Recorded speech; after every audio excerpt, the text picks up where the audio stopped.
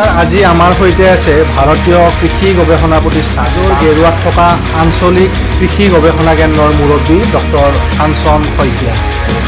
আপোনাক অনুষ্ঠানলৈ স্বাগতম জনাইছোঁ। আপোনালোকৰ যিটো কেন্দ্ৰ হাজোৰ গেৰুৱাৰ ওচৰত, সেই কেন্দ্ৰটোত থকা যিকেইটা ধানৰ জাত কৃষকে ইয়াৰ পৰা কি ধান নিব পাৰে বা কি ধৰণৰ ধান আছে সেই বিষয়ে অকণমান আপুনি ক'ব নেকি? ধানকেইটা হৈছে আপোনাৰ চিয়াৰ ধান 310, চিয়াৰ ধান 311, চিয়াৰ ধান 801, চিয়াৰ ধান 802 আৰু চিয়াৰ ধান 307।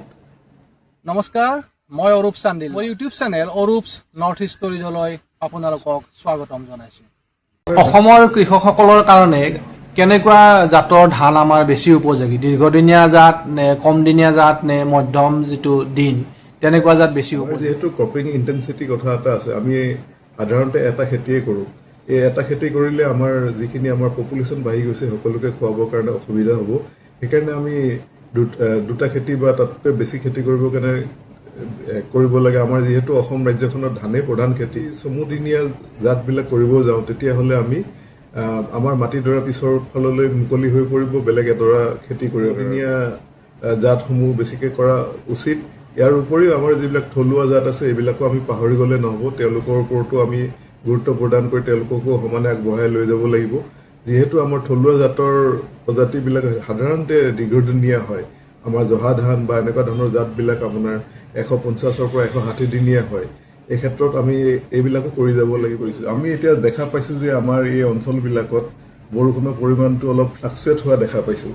আগতে সাধাৰণতে আমি মাৰ্চ এপ্ৰিলৰ পৰা বৰষুণটো আৰম্ভ হৈ পিনে পিছলৈ অলপ বৰষুণটো আপোনাৰ জুন মাহত হাইষ্ট বৰষুণ আমি ৰেকৰ্ড কৰিছিলোঁ আৰু লাহে লাহে ই কমি গৈ পিনে নৱেম্বৰ মানলৈকে বৰষুণ প্ৰায় নোহোৱা হৈছিলে। এটা ষ্টেডি পৰিৱেশ আছিলে, পটকৈ বাঢ়ি নগৈছিলে, পটকৈ কমি নগৈছিলে বৰষুণৰ পৰিমাণটো। কিন্তু যোৱা বছৰ আমি দেখা পাইছোঁ যে আপোনাৰ এপ্ৰিল মে' মাহতে আমি হাইষ্ট বৰষুণ পাইছোঁ আৰু জুন মাহত আৰু বৰষুণ পৰিমাণ কমি গৈছে, জুলাইত আকৌ বাঢ়িছে। এনেকৈ ধৰণৰ আমি কিছুমান ফ্লাকচুৱেশ্যন ট্ৰেণ্ড দেখা পাইছোঁ। ইয়াৰ উপৰিও আমি চাব লাগিব যে অকল ধান খেতি কৰিলেই নহ'ব, ধানৰ লগত আমি আমাৰ যিটো ক্ৰপিং ইণ্টেনচিটি তাক বঢ়াব লাগিব। আমি অকল এটা খেতিৰ ওপৰত কৰি থাকিলে আমি আমাৰ যিখিনি পপুলেশ্যন বৃদ্ধি হৈছে গোটেইখিনি খুৱাবৰ কাৰণে অসুবিধা হ'ব। সেইকাৰণে আমি বেলেগ খেতিৰ কাৰণেও আমি প্ৰচেষ্টা ল'ব লাগে। এই ক্ষেত্ৰত যদি আমি চমুদিনীয়া ধানৰ খেতি কৰোঁ তেতিয়াহ'লে আমি নৱেম্বৰ ডিচেম্বৰত বেলেগ সৰিয়হ বা আলুগুটি খেতি কৰিবৰ কাৰণে সুবিধা হয়। চিয়াৰ ধান 310 আৰু 311 নামৰ দুটা প্ৰজাতি অসমৰ ৰাইজৰ কাৰণে আগবঢ়াই দিছিলোঁ। এই ধান দুবিধ আপোনাৰ শালি খেতিত 120 দিনতে আমি চপাব পাৰোঁ কঠীয়াৰ পৰা ধান দোৱালে। আমাৰ কিছুমান ভেৰাইটি আছে যি আপোনাৰ শুকান পৰিৱেশতো থাকিব পাৰে বা বানপানী অঞ্চলতো থাকিব পাৰে। এনেকুৱা ধৰণৰ জাত যি দুটা আছে আপোনাৰ চিয়াৰ ধান 801 আৰু 802, এইকেইটা আমাৰ অসমৰ কাৰণে যথেষ্ট ভাল হ'ব বুলি মই আশা কৰিছোঁ। যিহেতু ই আপোনাৰ শুকানতো বাচি থাকিব পাৰিব খৰাং পৰিস্থিতিত, বা বৰষুণ বেছি হ'লেও বানপানী পৰিৱেশ সৃষ্টি হ'লেও প্ৰায় 15 দিনৰ কাৰণে এই পানীৰ তলত থাকি বাচি থাকিব পাৰে। প্ৰতি হেক্টৰত কিমান হয় উৎপাদন এই দুবিধ ধানৰ? এই দুবিধ ধানৰ আপোনাৰ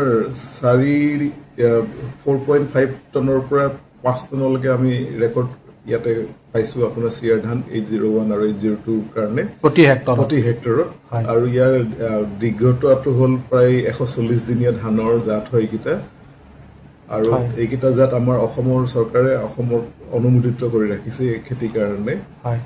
আৰু বাকী দুটা বা তিনিটা ধানৰ জাত সেইকেইটা বিষয়ে অকণমান কওকচোন। শালি খেতিত কৰিব পৰা আৰু এটা বহুত উৎপাদন দিব পৰা এটা ধানৰ জাত হ'ল চিয়াৰ ধান 307 বুলি কয়, 307। ইয়াৰ উৎপাদন আমি প্ৰায় 8 টন প্ৰতি হেক্টৰ হিচাপত আমি পাইছোঁ ধুবুৰী জিলাত। আৰু এই খেতি কৰিলে আপোনাৰ প্ৰডাকশ্যনটো বহুত বেছি পৰিমাণে পোৱা যাব। আৰু ই 140 দিনীয়া জাত, আমাৰ শালি খেতিত এইটো কৰিব পাৰি। আৰু অসমৰ যিটো পৰিস্থিতি আপুনি অলপ আগতে ক'লে, তাত সেই দুবিধ ধানৰ যাতে বেছিকৈ কৰা ভাল নেকি? এতিয়া ধৰক বৰষুণ কমিছে বাঢ়িছে তেনেকুৱা ধৰণৰ আমাৰ এতিয়া যিটো পৰিৱেশ আমি এতিয়া ইয়াতে পাবলৈ ধৰিছোঁ বা আমি তাক উপলব্ধি কৰিছোঁ, সেই ক্ষেত্ৰত আপোনাৰ এই দুটা ধানে বহুত ফলপ্ৰদ পদক্ষেপ দিলে মানে আমাৰ উৎপাদনটো বাঢ়িব বুলি আমি আশা কৰোঁ। চিয়াৰ ধান 801 খেতি কৰিলে আমি তাৰ পিছফালে আলু আৰু সৰিয়হ কৰাৰ কাৰণে বহুত সময় পোৱা যায়। তাৰপৰা ধানখিনি চপোৱাৰ পিছত পথাৰ মুকলি হয়, তেতিয়া আমি আলু বা সৰিয়হৰ খেতি কৰিব পাৰোঁ। চিয়াৰ ধান 310 আৰু 311ত আপোনাৰ ৱৰ্ল্ডৰ ভিতৰতে হাইষ্ট প্ৰটিন পোৱা যায়। 10.3 2% আপোনাৰ তাতে প্ৰটিন পোৱা যায়। ই পৃথিৱীৰ ভিতৰতে যথেষ্ট পৰিমাণে বেছি আছে ইয়াত। সেই দুয়োটা জাততে বেছিকৈ দুয়োটা পোৱা জাততে যায়। বেছি আছে আৰু 311টোত আপোনাৰ জিংক নামৰ যিটো মৌল আছে তাতে 20 ppm জিংকো পোৱা যায়। আৰু সাধাৰণতে যে আমাৰ অসমত যিবিলাক ধানৰ খেতি কৰা হয় তাত প্ৰটিন বা জিংকৰ পৰিমাণ কিমান থাকে? এনে আপোনাৰ সাধাৰণতে যিটো গড় হিচাপত যিটো প্ৰটিন হয় আপোনাৰ 6% মান প্ৰটিন পোৱা যায় আমাৰ চাউলত। হয়। আৰু জিংকৰ পৰিমাণটো চবতে কিছুমানত বহুত কম পৰিমাণে থাকে, 10ৰ তলত থাকে। হয়। এতিয়া প্ৰটিন আৰু জিংকৰ যিটো কথা ক'লে সেইটোৱে আমাৰ শৰীৰত কি ধৰণৰ মানে ভাল প্ৰভাৱ পেলাব পাৰে যদি সেই ধানৰ আমি চাউল খাওঁ? আমাৰ বহুত ডেফিচিয়েঞ্চি থাকিব পাৰে, প্ৰটিন ডেফিচিয়েঞ্চি বা জিংক ডেফিচিয়েঞ্চি এনেকুৱা ধৰণৰ কিছুমান ৰোগে আমাক আক্ৰমণ কৰাত সুবিধা কৰি দিয়ে। ধানৰ পৰা উৎপাদিত চাউলবিলাক আমি ব্যৱহাৰ কৰোঁ তেতিয়াহ'লে আমি নিশ্চয় প্ৰটিন আৰু জিংকৰ পৰিমাণটো আমাৰ শৰীৰত বৃদ্ধি পাব। কৃষকে কৰিছেনে এই দুবিধ ধানৰ খেতি? কৰি আহিছে। হয়। আমি বিভিন্ন ধৰণৰ প্ৰদৰ্শনমূলক খেতি বিভিন্ন জিলাত কৰি আহিছোঁ অসমৰ, আৰু কৃষকসকলে এই দুবিধ ধানক আঁকোৱালি লৈছে। আপুনি অলপ আগতে যিটো কথা কৈছিল যে গেৰুৱা অঞ্চলত বৰষুণৰ আৰু তাপমানৰ উঠা নমা এটা আপুনি ধাৰা এটা দেখিবলৈ পাইছে। সেইটোৰ ফলত সেইটো যদি অব্যাহত থাকে আগলৈও তেতিয়াহ'লে কি ধৰণৰ ক্ষতি হ'ব পাৰে? সাধাৰণতে শুনিব পাওঁ ধান খেতি হ'লে ৰোৱাৰ পৰা আমাৰ বৰষুণৰ পৰিমাণটো যথেষ্ট পৰিমাণে জৰুৰী হয়, কিন্তু যেতিয়া আমাৰ ৰোৱাৰ পিছতে পানী কমি যায় তেতিয়াহ'লে আমাৰ নিশ্চয় আমাৰ প্ৰডাকশ্যনটো কমি যাব। আৰু আমি কেতিয়াবা দেখা পাওঁ যে ধানখিনি যেতিয়া ফুলিবৰ সময়ত হয় তেতিয়া যদি ধাৰাসাৰ বৰষুণ দিয়ে তেতিয়া আমি পতান হোৱাৰ পৰিমাণটো বহুত বেছি পৰিমাণে দেখা পাওঁ বিভিন্ন পথাৰত। চাব লাগিব যে ধানখিনি কেতিয়া ৰুলে কেতিয়া ফুলিব, এনেকুৱা ধৰণৰ কেলকুলেশ্যনবিলাক আমি কৰি চলিব পাৰিলে বেছি সুবিধা হয়। যিহেতু আমি দেখিছোঁ আজিকালি শালি খেতিৰ ক্ষেত্ৰত আপোনাৰ অক্টোবৰ মাহত আমি বৰষুণৰ পৰিমাণ কেতিয়াবা দেখা পাওঁ বহুত বেছি পৰিমাণে বৰষুণ পৰে, আৰু এই ক্ষেত্ৰত তেতিয়া আমি পতানৰ উপস্থিতি আমি পথাৰত দেখা পাওঁ। এইবিলাকৰ পৰা হাত সাৰিবলৈ হ'লে আমি কেলকুলেশ্যন কৰি ধান খেতি কৰা প্ৰয়োজন। কেলকুলেশ্যন মানে কেতিয়া ৰুলে কেতিয়া ফুলিব এই কথা আমি আগতীয়াকৈ জনাটো বেছি জৰুৰী হৈ পৰে। অকণমান এইটো বিষয়ে অকণমান বিতংকৈ ক'ব নেকি? কৃষকসকলে কি ধৰণৰ সাৱধানতা বা কেলকুলেশ্যন যিটো আপুনি ক'লে কৰিব লাগে?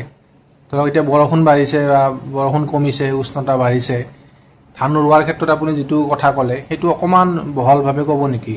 আমি সাধাৰণতে যেতিয়া ধানবিলাক ৰোৱাৰ পৰা 1 মাহৰ পিছত তেতিয়া ধান গছবিলাকে তাতে ঠান ধৰি উঠে আৰু ইয়াৰ পৰা পোখা মেলাৰ পৰা আৰম্ভ কৰে। তাৰ 1 মাহৰ পিছত মানে আমাৰ কঠীয়া তলিতে প্ৰায় 1 মাহ গ'ল, তাৰপিছত পথাৰত আৰু 1 মাহ গ'ল, মানে 60 দিন গ'ল, আৰু 60 দিন যোৱা মানে আৰু 30 দিন গ'লে মানে আপোনাৰ তাতে গেৰ ধৰি পিনে ফুল ফুলা আৰম্ভ হয়। মানে কঠীয়া পৰাৰ পৰা বা ৰোৱাৰ পৰা 60 দিনৰ পিছফালে আমাৰ ফুল ফুলা আৰম্ভ হ'ব পাৰে কিছুমান ভেৰাইটি। আমি এতিয়া জানি ল'ব লাগিব এইটো দীঘৰদিনীয়া ভেৰাইটি নে চমুজনীয়া ভেৰাইটি। আৰু ধান বীজ যেতিয়া আমি কালেক্ট কৰোঁ, বীজ যেতিয়া আমি কালেক্ট কৰোঁ তেতিয়া তাতে 50% ফ্লাৱাৰিং কেতিয়া হয় এটা গম পোৱা যায়।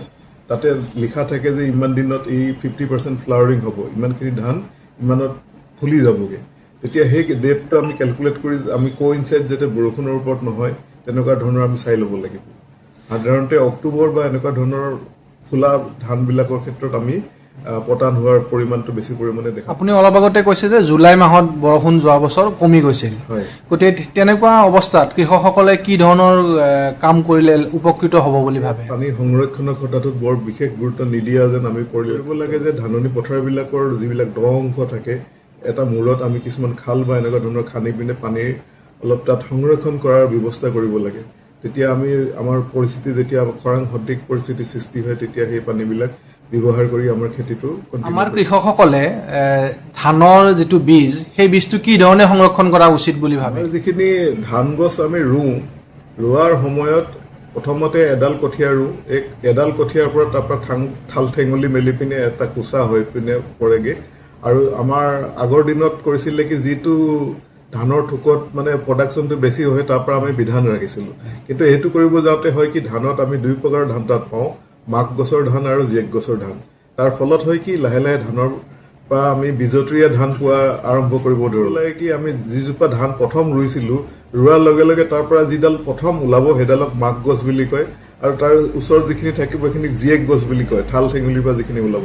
আমি সাধাৰণতে ৰাখিব লাগে যে যিডাল মাক গছৰ পৰা ধানখিনি থোকটো থাকে সেই থোকটো ৰাখিব পাৰিলে মানে তাৰ পৰা আমাৰ বীজতৰীয়াৰ পিছত বা ধান কাটাৰ সময়ত আমি কেনেকৈ চিনি পাম যে জোপা মাক গছ তলৰ পৰা ওপৰলৈ এনেকৈ ধৰি গ'লে মানে যিডাল চবতকৈ ওখ হ'ব সেইডালকে আমি মাক গছ বুলি কওঁ। আৰু সেইডালৰ পৰা বিধান ৰাখিব পাৰিলে কেতিয়াও বিজেপিয়ে এবাৰ মই খেতি কৰিলোঁ সেই বীজটো আমি কিমান বছৰলৈ চলাব পাৰোঁ কৃষকসকলে কিমান দিনলৈ কৰিব পাৰে এনে আমাৰ ইয়াৰ পৰা নিয়া বিধান আপোনালোকে প্ৰায় ৩-৪ বছৰলৈকে কৰি থাকিব পাৰে কিন্তু তাৰপিছত তাৰ যিখিনি গুণ থাকি যায় গুণৰ পৰিমাণটো অলপ কমি যাব পাৰে আৰু উৎপাদনো কমিব চাগে উৎপাদনো কমি যাব পাৰে হয়। আৰু মই যিটো পদ্ধতি কৰিলোঁ এই মতে যদি আপুনি ৰাখি যায় আপোনাৰ বিজুতিৰে কেতিয়াও নহয় আপুনি তাক কণ্টিনিউ কৰি থাকিব পাৰে তাৰমানে ৩-৪ বছৰৰ মূৰত সলাব লাগে সলাব লাগে। তেতিয়া উৎপাদনটো আকৌ বাঢ়িবলৈ লাগে ন